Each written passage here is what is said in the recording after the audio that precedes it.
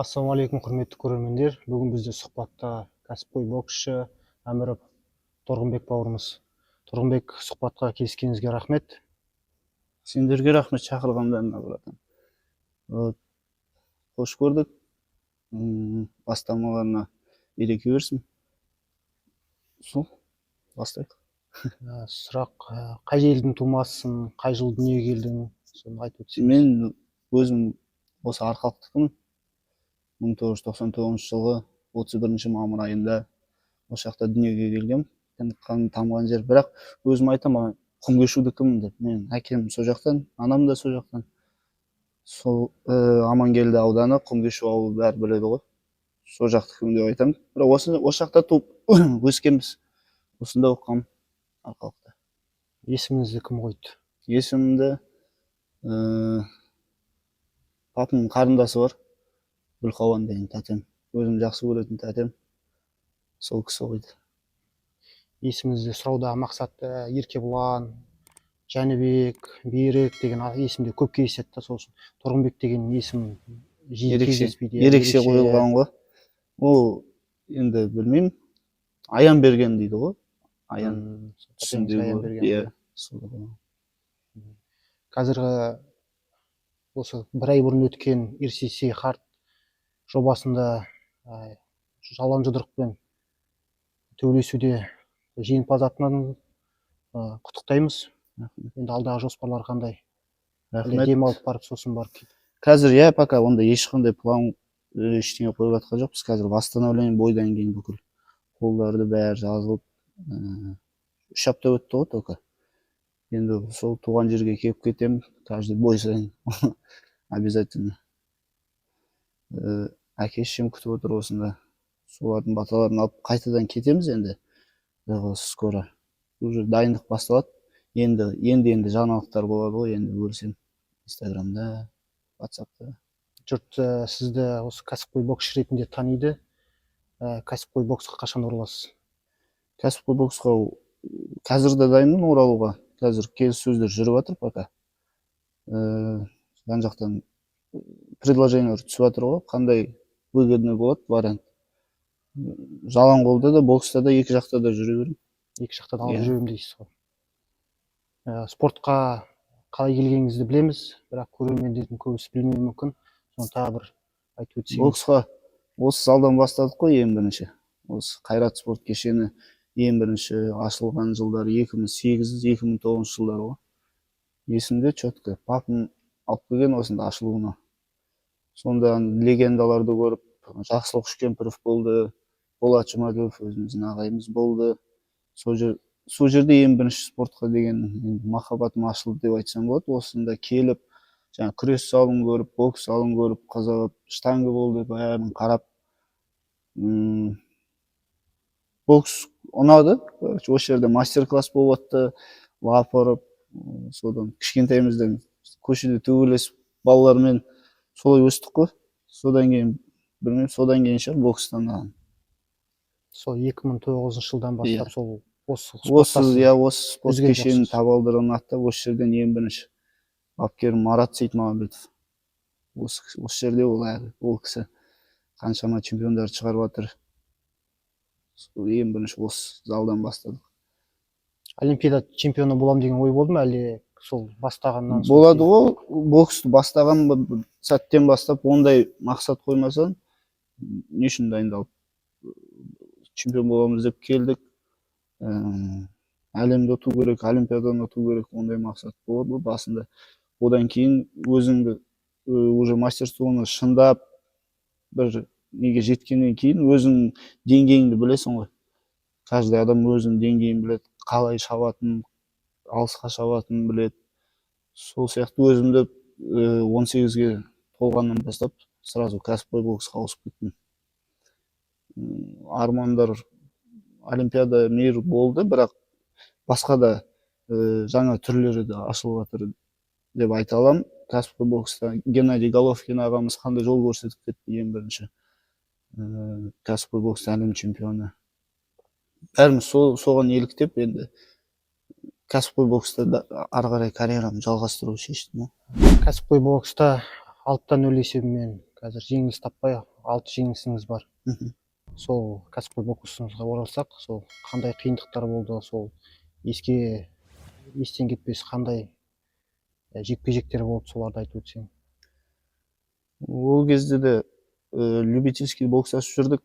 Область, Қазақстан.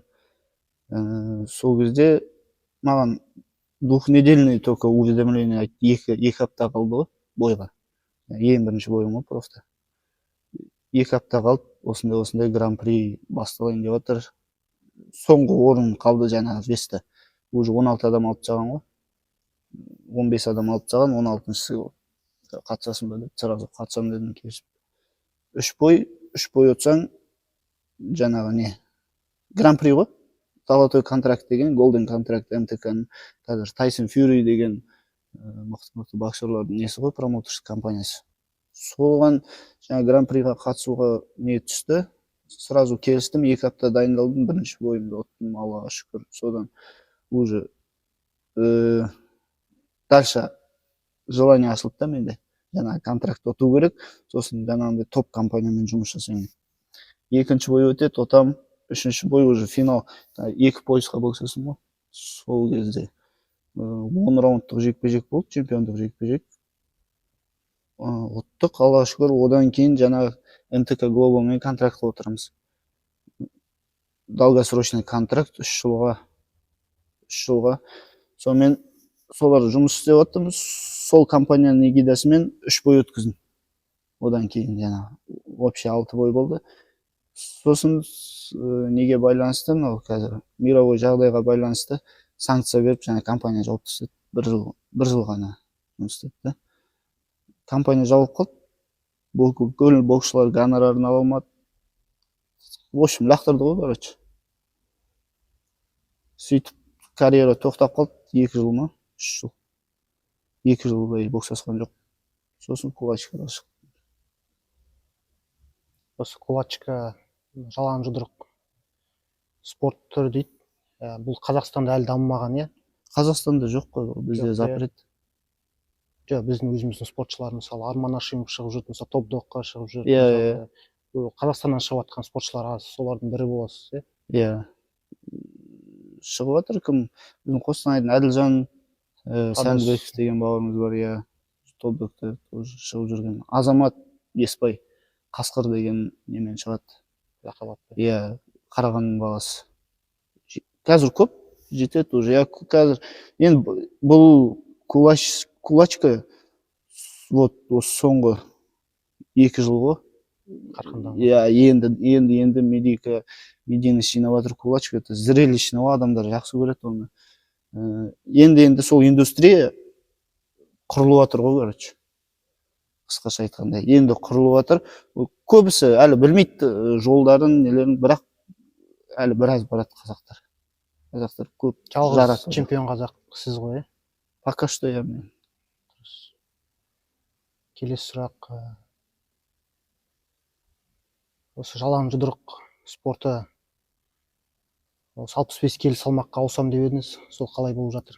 Ойыңыздан бас тартқан жоқсыз ба? Өйткені алдында пресс-конференцияда көрдік, RCC Hardтың 65 келі салмақтағы олар негізі 80 келіден ба, солай негізі ірі денелі жігіттер негізі. Сол кішкене салмақ жинау керек, салмақ жағынан. А так дайынмын, әлі бас тартқан жоқпын. Ол менің главный мақсатым сол 2 салмақта. Иә, 2 салмақта қосу деген. Ол өйткені мүмкін ол UFC-да да болды, ол бокста да болды. Кулачкада әлі болған жоқ, бірінші болғым келеді сондай. Керемет. Салмаққа оралсақ, жаңа салмақ демекші, дайындықтан бөлек, мысалы қазір демалып жатсыз, салмақ қазір қанша? Салмақ 66, 65, 67-ге дейін бар. Негізі рабочий салмақ қой, иә? 65-66. Сонда 65-тен негізі 80-нен қуып келгендермен сонда төбелесе беру негізі қиындау болады, иә? Қосу керек қой, хотя бы 70-72-ге дейін қосу керек, иә. Қосамыз, ол жағынан проблема жоқ. Наоборот, быстрый болам олардан. Олар енді массамен тяжелее болады, қазіргі соперниктермен қарағанда. Енді ондай қатты қиналмаймын деп айтамын. Осы RCC Hardтағы пресс-конференцияда сіздің осы сенімділігіңіз қатты ұнатты. Ол сенімділік сол жүргізуші сол тарапынан да мысалы неге қатты сенімдісіз деп осындай сұрақтар сұрақтар қойып, сосын қазақ бокс стилі деп айттыңыз. Сол кезде қарсыласыңыз да жаңағы Спивак, ол да шамалы қазақтың осы қазақ бокс стилін менсінбегендей, өйткені Өзбекстаннан жеңіліп қалды дегендей басында бастап кейін ақырын ғана шығып кетті. Негізі қазақтың боксы әлемдік деңгейде мысалы мықты ғой, сіздің ойыңызша? Конечно, держава, ол ешкім спорласпайды, бүкіл әлем мойындайды ғой қазақтың боксын. Әуесқойлар арасында негізі мықты, яғни топ 1 десек те болады. Әлемдік командный топ 1-де тұр ғой. Топ 1-де. Ал кәсіпқой жағынан негізі кенжелеп келеміз, иә? Кәсіпқой әлі бір өзім ойымша бір әлі бір 30-40 жылдай керек ол неге жету үшін уровень. Бізде Геннадий Головкин, Жәнібек Әлімханұлы жоқ дегенде 20 жыл ғой. Әлі ол индустрия. Мен өзім Америкада болдым 2016 жылы. Вообще басқаша деңгей кәсіпқой бокс. Жастайынан дайындайды дейсіз ғой кәсіпқой боксқа. Олар, олимпиада деген оларға не емес, вообще. Олар чисто сол кәсіпқой боксқа. Осы кәсіпқой бокста негізі ақша шешеді, демеушілеріңіз бар ма қазір? Кәсіпқой бокста ақша шешпейді. Негізі ақша көп спорт қой негізі. Ақша көп спорт. Негізі менеджер керек дегендей мысалы онда. Менеджер бар, менеджер керек, бірақ менеджерден бөлек жаңа ең бірінші спонсор ғой.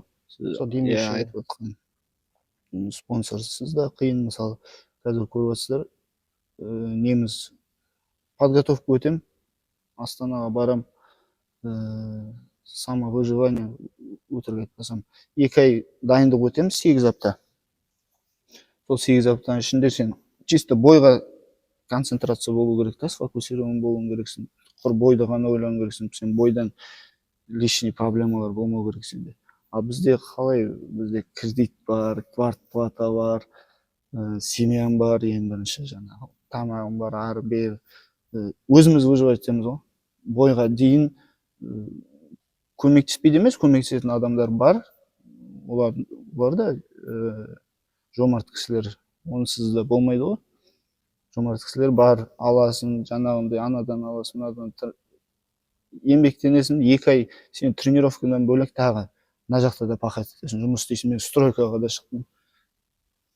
Күніне төлейтін жұмыстар. Солай қарызға кіресің, бойдан алатын гонорарын келесінде қарыздан таратасың болды. Солай выживать етеді. Ал, конечно, үлкен компаниялармен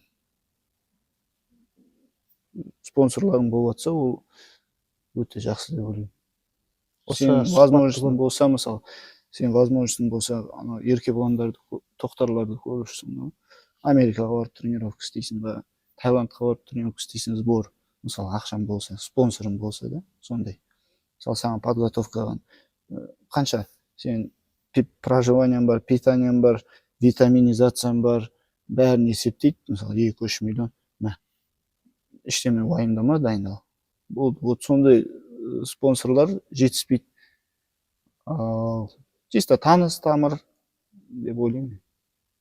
Негізгі демеушілеріңіз осы Қостанай облысында ма, әлде Астана, басқа қалаларда бар ма? Менде конкретно демеуші жоқ. Демеуші жоқ қой, менде. Осы өзіміздің ағайындар. Сол аға бауырлар, әйтеуір, солардан тырматтеп, қарызданып. Осы сұхбатты көріп, одан кейін демеуші боламыз деген азаматтар хабарласса, сіздің нөміріңізді берсек болады ғой? Конечно. Рад. Қатты қуанышты боламын дейсіз ғой. Енді сұрақ, осыған дейін енді бокста, кәсіпқой бокста көріп жүрдік, арқалық деп деген жазумен жаңағыдай маңдайыңызға байлап солай шығып жүрдіңіз. Осы енді жалаң жұдырықтасуда қыпшақ деген жазумен шығып жүрсіз, соның мәні неде? Мәні болғанда сол әлемге өзіміздің қаламызды, тегімізді танытуға, басқа мақсат жоқ. Рахмет. Бір сұхбатыңызда айтып едіңіз, осы өзім үлгі тұтатын адам Мэнни Пакьяо деп, сол туралы нақтырақ айтып жіберсеңіз. Ол Мэнни кісі Пакьяоға өзім кішкентай кезімнен бастап еліктеймін енді. Еліктегенде әрбір спортта кумир болады ғой. Мысалы, соған сол сияқты бокс асқым келеді, сол сияқты жүргім келеді, сол сияқты киінгім келеді, там сөйлегенін, жасаған істерін тоже үлгі тұтатын адамнан солай үлгі тұтқан дұрыс деп ойлаймын. Мэнни Пакьяо ең біріншіден ол спорт жағынан жалғыз адам, 8 салмақ дәрежесінде әлем чемпионы. Сол ең біріншіден сол мотивация болды менде. Сосын бокстан бөлек ол былай меценат қой, неде, Филиппинда депутат болмай тұрып, жаңағы жағдайы жоқ отбасыларға 1000 үй салып берген өзі, бойынан ақшасына. Өте жүрегі ашық, өзі адам бет жүзінен де көрінеді ғой. адамгершілік қасиеті мол дейсіз ғой. Жақсы кісі. Осы алдағы уақытта сол Мэнни Пакьяо сияқты мықты белестерді бағындырып, сондай үлкен гонорар алып, сол арқалықта жаңағындай 100 болмаса 1000 демей ақ қояйық, 100 үй салып беремін дегендей сізде де арманыңыз бар ма? Конечно, арман. Ең бірінші мешіт салу керек.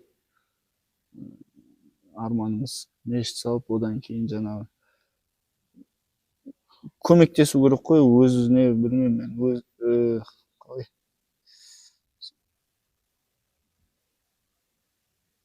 не дейтін еді, сауысқан тығып жейді дей ма, бүркіт шашып жейді дейді ғой, мысалы. Сол жан-жағына көмектесу керек. Халыққа өзің пайданы тигізуің керексің ғой бұл өмірде. Не үшін келдің өмірге? Артыңнан ізіңді қалдырып кетуің керек. Осы ретте айта кетейік, ерім деген ел болмаса, елім деген ер қайдан шығады дейді ғой. Мысалы, Торғынбек бауырымыз жаңа елім деп осы шын жүрегіндегісін айтып отыр. Енді осы кісіге демеуші боламын деген ер азаматтар, жомарт жандар болса, бізге хабарласуларыңызға болады, біз нөмірін береміз, демеушілік танытуларыңызға болады. Жаңағыда өзі айтып отқандай, бізде қаламызда болсын, елімізде болсын, осы мықты спортшыларға демеушілік көрсететін азаматтар негізі аз. Келесі сұрақ, неліктен бокс, басқа спорт түрлеріне қызығушылық болмады ма? Боксқа келердің алдында бүкіл спортқа қарсы шықтым деп айтсам да болады. Мен шахмат 9-малаққа шейін ойнағым. Футбол, баскетбол бәріне қатыстық қой. Бәрін көрдік. Сосын бокс ұнады, келіп осында бір спортқа тұрақталайық деп кішкене ес кіргелі 12-13 жастан бастап сол бокстамыз ғой. Егер спортшы болмағанда кім болар едіңіз? Ондай ой келмеді ма бұрын? Білмеймін, спортсыз вообще ойламаппын. Баяғыда мектеп кезінде шығарма жазамыз ғой, есімде. Кім боламын деп армандайсың дейік. Сол кезде сварщик боламын деп жазған мен несі. Бірақ енді қазір олай армандамаймын ғой. Может, военный болатын шығармын. Военный болатын шығармын. Соборда ма, Арланда ма бір жерде істейтін шығармын, егер спорт болмағанда. Сол военный жағымен кетеді. Хоббиіңіз бар ма? Бос уақытта немен айналысасыз? Футбол ойнаған жақсы көремін негізі. Атқа мінуді жақсы көремін арасында. Сосын екі қызыммен, дочаммен неге развлекательный центрға барған жақсы көремін. Сол хобби пак. Балыққа, охота. Осы RCC Харттың чемпионы болмай тұрып, осы бір 1-1 спорт плюс арнасынан екен, солай сұхбат бергеніңізде осы жеңіске жеткендегі алатын ақшаға үй алам деп едіңіз, сол үй алдыңыз ба? Соған әлі жұмыс істеп отырмыз. әлі жетпей жатыр дейсіз Иә. ғой. Иә. Әлі пәтер жалдап тұрасыз Иә. Қостанайда. Астанада. Астанада ма? Қазір Астанада. Астанада. Қостанайда тұрғанмын. Қазір Қостанайда Астанадамын, осы 2 ай болды, дайындыққа кеттім. Қазір пока енді сонда спортпен. оған дейін Қостанайда тұрдыңыз, үй жалдап, Мгм. сосын бокстан бапкер болдыңыз. Иә. Көп болды ма? Қостанайда школа боксыда 1 жылдай істедім. 1 жыл уақыт сонда бала тәрбиелеп, жарысқа да барып келіп солай жүрдім ғой. Қазір енді мақсат чисто спортпен кетеміз болды. Осы кәсіпқой боксқа қашан ораласыз? Иә. Кәсіпқой боксқа любой момент қалай предложение түседі. Қазір осы декабрьге сөйлесіп отырық. Құдай қаласа бәрі нормально болса, келіссек, екі жақта келісетін болса, сол декабрь айында өткіземіз. Қай жақта болуы мүмкін? Австралияда. Австралияда. Соны сөйлесіп отырық. Енді бапкер болдыңыз, бапкерлік қиын ба? Бапкерлік қиын емес, бапкерлік жұмыс ол өте жақсы жұмыс қой, өзіме ұнайды бапкер болып жұмыс атқарған.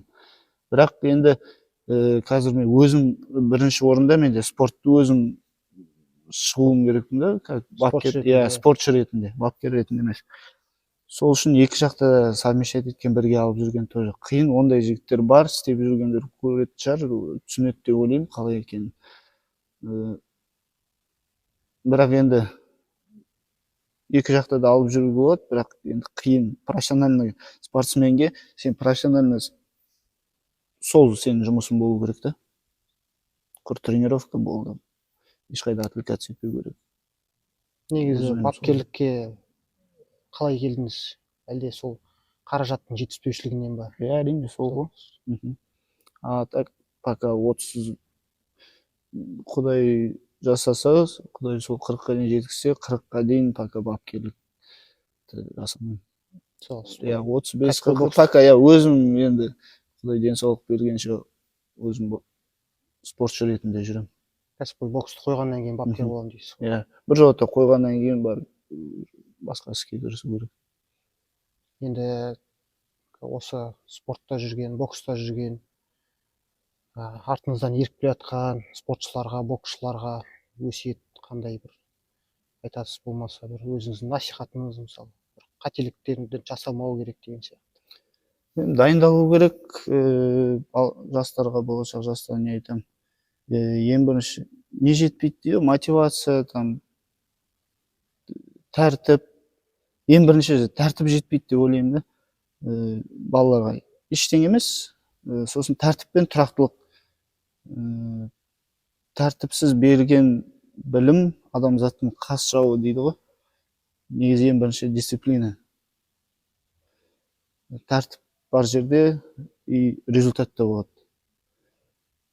Тәртіп пен тұрақтылық керек. Бәріне қазіргі жастар тез жеткісі келеді, тез чемпион болғысы келеді. Содан бір жарыстарда ұтылып қалады, екінші жарыста ұтылып қалады. Сонымен қойып кетеді, короче. Желаниясы болмай. Тұрақтылық керек. Сол тәртіп пен тұрақтылық ең бірінші. Настойчивость дейді ғой. Адам өз-өзін қамшылай берсе жетеді. Америкада болдым дедіңіз. Ол жақтында мысалы жасөспірімдердің көрдіңіз. Енді қазақтың балалары мен сол жақтың балаларын салыстырғанда кім мықтырақ болып келеді негізі табиғатынан?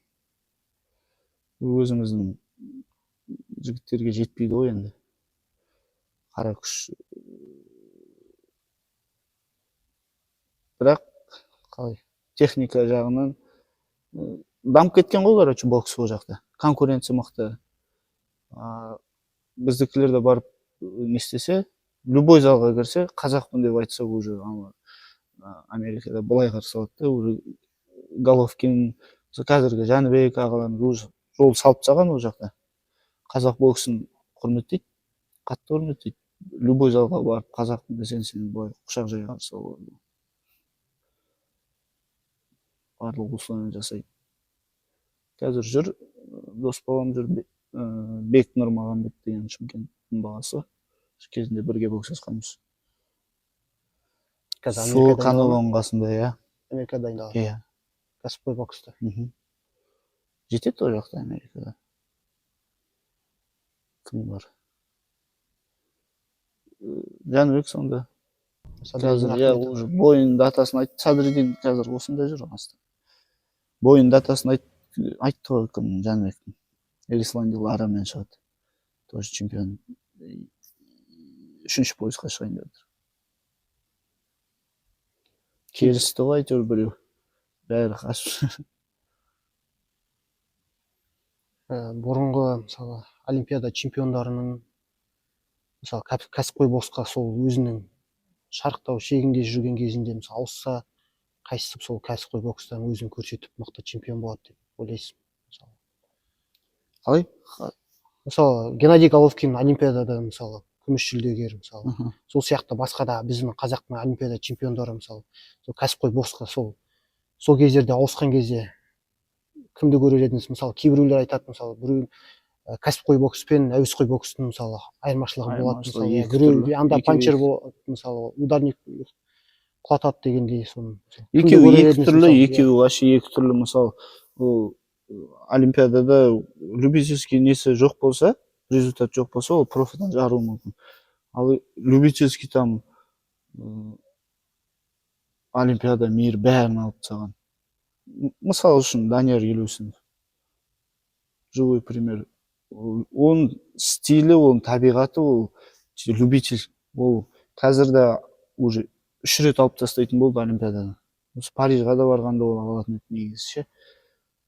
Профқа кетті, білмеймін, профты көріп отқан жоқпын. Сол сияқты Дычко, өзіміздің Қостанай. Адам несіне байланысты, данныйына байланысты ғой. Мен мысалы өзімді кәсіпқой боксты көремін, любительский деп көре алмаймын. Сол сияқты. Адам қайсысына бейімді, өзі сол жолды таңдайды деп ойлаймын. Осы жақында Қуат Найман дейді ғой, сол ағамыздың бір сөзін келтірейін. Спортшылардың көбісі химияда отыр дейді да. Соған келісесіз бе? Химияда отыр дегенге. Мысалы, химия қаншалықты маңызды? Химияда отқанда ол нелер бар ғой, категориялар бар ғой, допинг контроль болатын жарыс, допинг контроль болмайтын жарыс. Болмайтын жерлерде химия обязательно болады ғой. Мысалы, Россияда, мысалы, мен шығып жүрген лигада, Кулачкада, жаңа М1, Global дейтіндер бар ғой, бәрінде химиктер. Гостиницада жүргенде де байқайсың ғой. Оның өзі қаншама ақшада бізге де салдыру болады. Мысалы, мен алдында менеджерім бір тестостерон мынандай 85 мың тұрады. А олар анда егіледі почти миллион ақшаға. Бізде ондай ақша жоқ қой. Квартираны төлемей айтқанда егілетін. Бізде мен де химия берсе мен де салатын. Бірақ бізде возможность жоқ ондай. Мен зачем, егер мен қатысып жатқан жарыста ондай контроль жоқ болса, мен де алатын едім. Если позволяет, да? Мүмкіндік жоқ дейсіз. Иә. Ал допинг контроль тест болатында ондай қабылдамайсың, қабылдай алмайсың екен. Ол адам өзінің выборы ғой.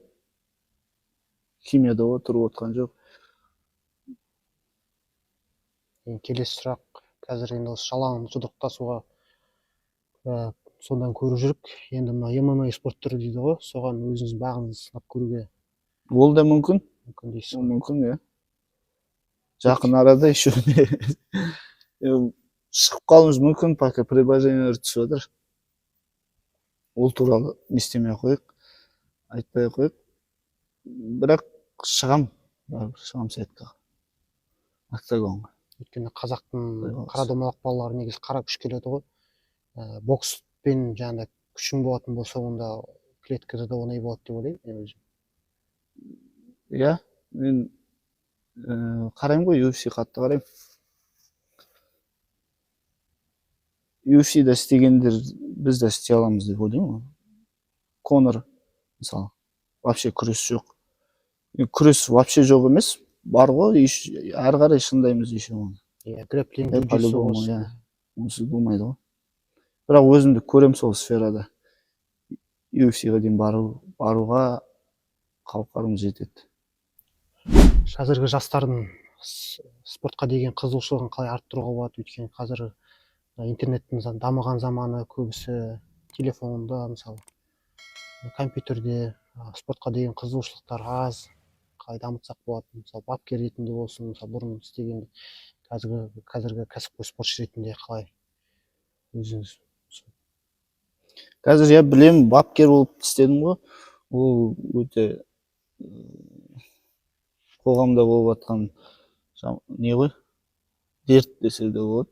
Балалардың бәрі телефонда. Білмеймін, баламен жұмыс жасай білу керек. Ол тренерға да байланысты бір жағынан. Ұстап, сол командаңды, балалардың шәкірттеріңді ұстап бір жерде оған ары қарай қызығушылығын ашу, ол да еңбек қой, мұғалімдік. Білмеймін, мен жастарға не айтатынымды. Телефон деген ол ең бірінші жау адамның. Спортпен айналысыңдар, денсаулықтарыңды сақтаңдар, зиянды нәрселерге жоламаңдар деп айтқым келеді. Спорт, не дейді, спорт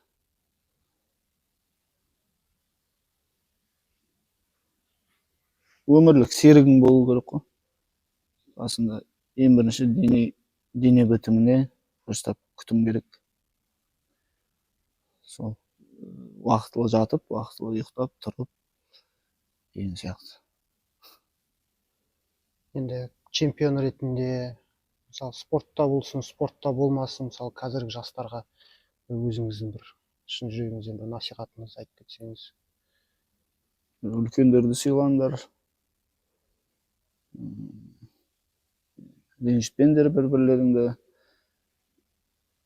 Ата-анаға қызмет жасау. Иә, ең бірінші ол әркім біледі деп ойлаймын, ең бірінші парыз ғой ата-ананың.